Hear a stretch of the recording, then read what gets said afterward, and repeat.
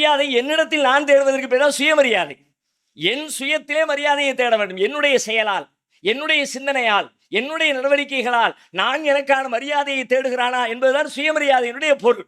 இப்ப என்ன ஆகுதுன்னு கேட்டா, பல எஜமானர்களுக்கு அடிமையாக இருக்கிறவன் அவன் இயல்பிலேயே அவனுடைய சுயமரியாதை சிதைந்து போகிறது. எப்படி சிதைகிறது? அந்த பல பேரையும் அவனால திருப்திப்படுத்த முடியல. ஒருத்தர் செய்யுங்கிறார், இன்னொருத்தர் செய்யாதுங்கிறார், எதை செய்யறதுன்னு தெரியல. கடைசியில் எல்லாத்துலேயும் கோட்டை விட்டுறான். நாம எதுக்குமே தகுதியற்றவர் என்று சொல்லி அவருடைய சுயமரியாதை சீரழிந்து போகிறது. இப்பொழுது அல்லாஹ் கேள்வி எழுப்புகிறான், இப்படி உலகத்தில் ஏராளமான கடவுளர்களை கற்பனை செய்து வைத்துக் கொண்டு அந்த கடவுளர்களுக்கு பின்னால் எல்லாம் அடிமையாக நீங்கள் வாழ்ந்து அவன் சொல்றதை கேட்கிறா, இவன் சொல்றதை கேட்கிறா அப்படின்னு அல்லல் பட்டு துன்பப்பட போறீங்களா? எந்த பஞ்சாயத்தும் இல்லை. தெளிவானவனாக, அறிவுடையவனாக, ஹக்கீமாக, ஞானம் நிறைந்தவனாக, மதிநுட்பமுடையவனாக, உலகத்தை படைத்தவனாக, மனிதர்களை படைத்தவனாக, அனைத்து ஆற்றல்களையும் தன்னகத்தே கொண்டிருக்கிற அல்லாஹ்விற்கு அடிமையாக டிக்ளேர் செய்துவிட்டு அந்த அடிமைத்தனத்தை நீங்கள் கடைபிடிக்க போகிறீர்களா? இதுதான் இந்த திருக்குர்ஆனுடைய வசனத்தில் அல்லாஹ் நேரடியாக அன்றைக்கும் இன்றைக்கும் கேட்கிற முதன்மை கருத்து இதுதான். நம்ம அல்லாஹ்வுக்கு அடிமையா இருக்க போறோமா, அடுத்தவங்களுக்கு அடிமையா இருக்க போறோமா?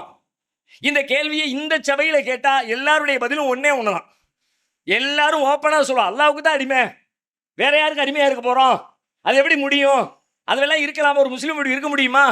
அல்லாஹ் தவிர நமக்கு எஜமானன் யார் இருக்கிறா? அவன் தான் நமக்கு ரப்புல் ஆலமீன் என்பதுல எல்லாருடைய வாய்களும் ஒரே பதிலை தான் சொல்லும். ஆனால் நம் எல்லாருடைய வாழ்க்கையும் அந்த பதிலை சொல்லுமான்னு கேட்டா அதான் பெரிய கேள்விக்குறி. நாம எல்லாருமே நிஜமாக அல்லாஹ்வுக்கு தான் அடிமையாக வாழ்கிறோமா? அல்லாஹ்வுக்கு தான் அடிமை என்று நாம சொல்லுகிறோம். அதை மீண்டும் மீண்டும் திக்ராக கூட செய்கிறோம்.